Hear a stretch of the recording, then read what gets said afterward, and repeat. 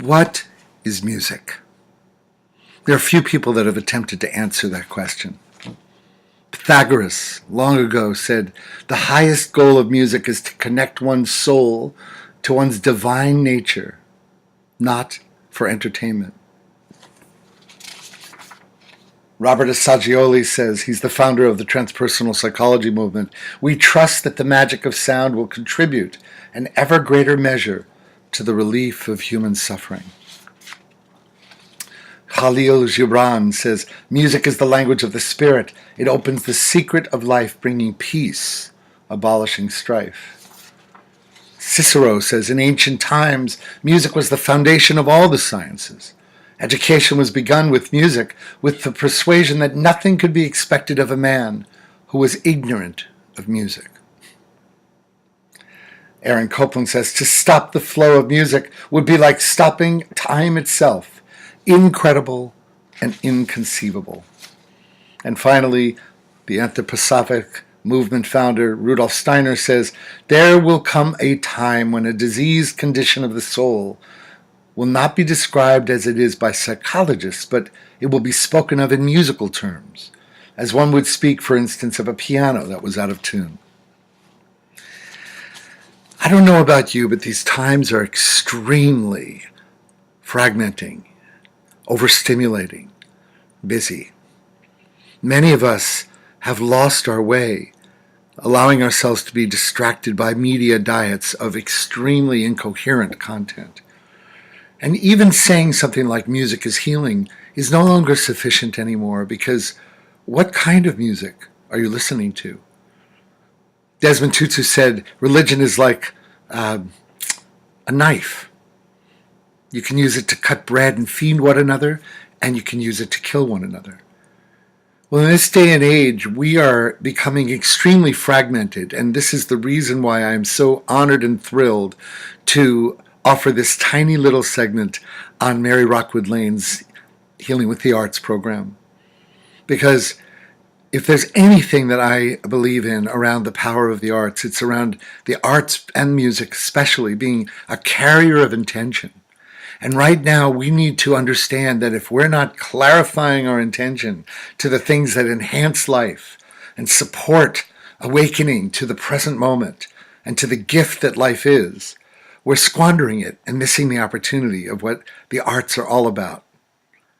John O'Donohue, the famous Celtic poet and priest, says that beauty itself is its own healer. And of course we know this because the ultimate expression of beauty and the ultimate, most natural expression of beauty is nature herself, Mother Nature.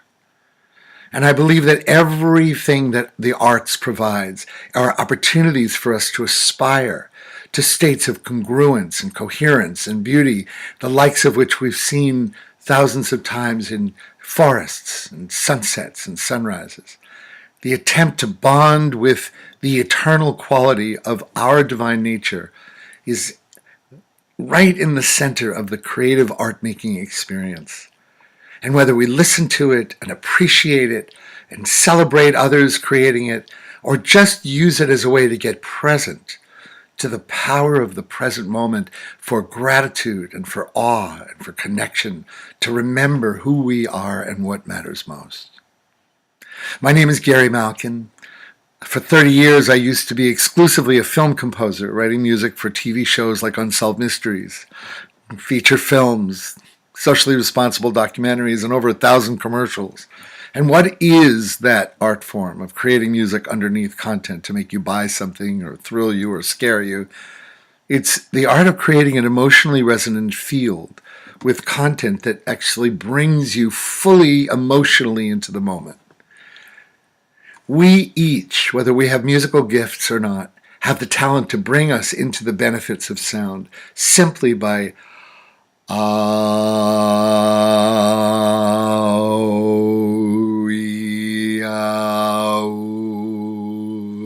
extending our breath, massaging our muscles, and somehow I dare you to think about the stock market or the news or who's going to be president or whatever. You can't do it when you're in this multidimensional state called the present. That's why they call it a gift.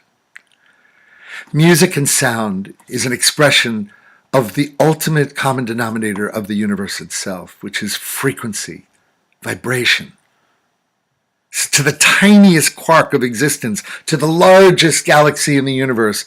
What do they share? They're all made of frequencies, vibrations.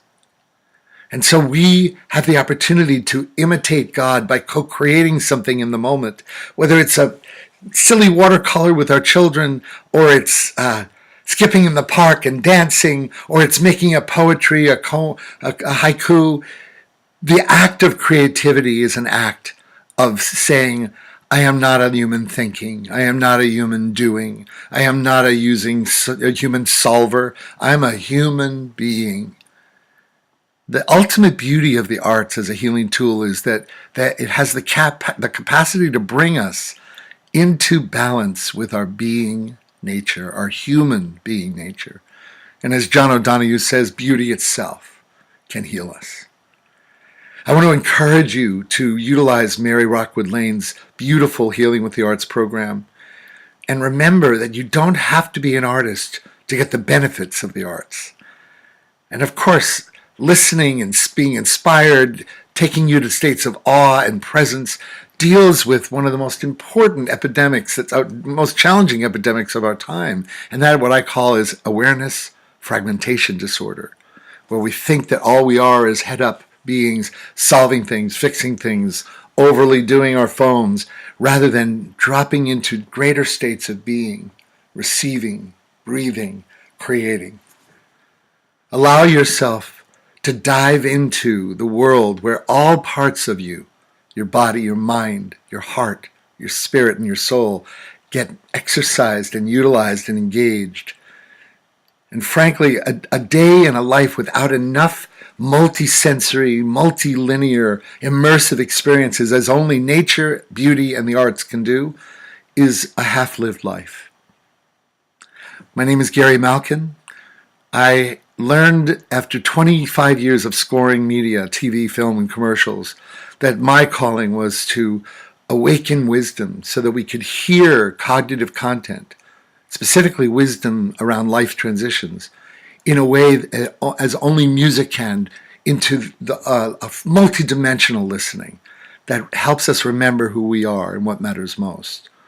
That happened in a work 18 years ago that got created with me and Michael Stillwater called Graceful Passages. And I encourage you to learn more about it. It's a beautiful tool to step into the power of gratitude for being alive. May your time with Mary Rockwood Lane and Healing with the Arts be a time of awe and a time of discovery, and mostly a time of innocence and self-love. I wish you well as you recognize that each and every one of us are creative artists in our own way. And may you discover it without comparing it to anyone else, but by sheerly enjoying the experience of blessing yourself with the arts, with the inquiry, with the curiosity, with the innocence, and with, of course, the beauty. My website is wisdomoftheworld.com or GaryMalkinLive.com. I encourage you to learn more about that, but mostly dive into the arts and embrace your inner artist. It will heal you, and it will heal those you love. Thank you.